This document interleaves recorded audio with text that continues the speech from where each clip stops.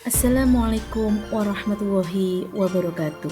Salam sejahtera untuk kita semua.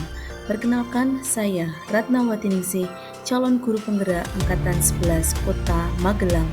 Pada kesempatan kali ini, saya akan memaparkan eksplorasi konsep modul 1.3 Kanvas Bagja Prakarsa Perubahan. Bagja merupakan sebuah akronim singkatan dari 5 langkah utama yang digunakan dalam sebuah proses inquiry apresiatif.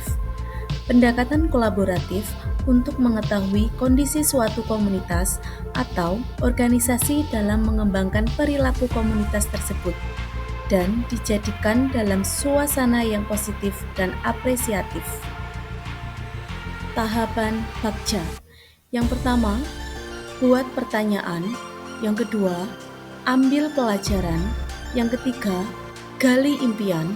Yang keempat, jabarkan rencana. Dan yang kelima, atur eksekusi. Begitulah tahapan Bagja. Refleksi mandiri Bagja. Bayangkan impian atau cita-cita, tujuan yang telah saya raih dan yang tercapai. Impian, cita-cita yang telah saya raih, yang telah tercapai, yaitu lulus seleksi PPPK atau P3K, di mana P3K menjadi salah satu ASN yang ada di Indonesia. Buat pertanyaan, di mana pertanyaan utama digunakan sebagai penentu arah perubahan apa yang diinginkan.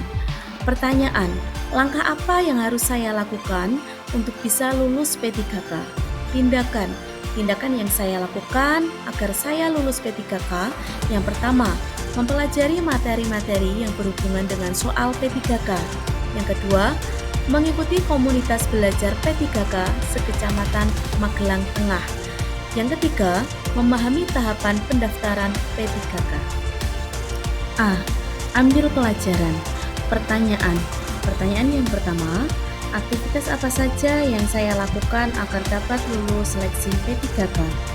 Yang kedua, kompetensi apa saja yang sudah saya kuasai untuk lulus seleksi P3K? Yang ketiga, kegiatan apa saja yang saya lakukan selama ini untuk mendukung lulus seleksi P3K?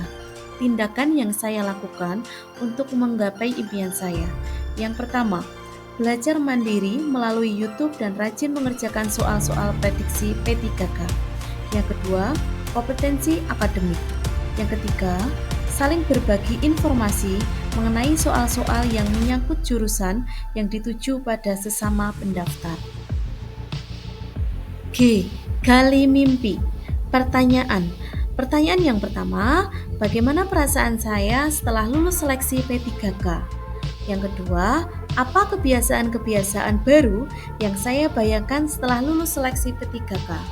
Yang ketiga, sumber daya seperti apa yang saya bayangkan untuk digunakan dalam pengembangan diri saya? Tindakan yang saya lakukan, yang pertama, saya merasa sangat bahagia dan terharu. Ternyata apa yang saya harapkan tercapai. Yang kedua, saya konsisten dalam melakukan kebiasaan-kebiasaan baik yang dapat mendukung profesi saya sebagai guru.